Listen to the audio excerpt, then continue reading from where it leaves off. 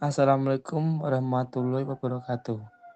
Nami kula Ardanisa Rio Purwawiratama. Kula ajeng mocoke geguritan tentang ibu.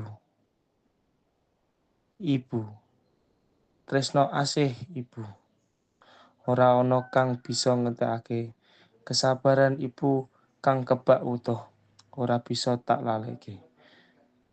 Doa ibu kang tulus tansah ngiringi awakku. Pengorbanane kang tanpa wates ora bisa winales. Ibu, pituturmu bakal tak rungokke. Tresno asihmu marang aku ora bakal puput pandung aku, Ibu. Muga Gusti tansah nyembadani. Matur suwun.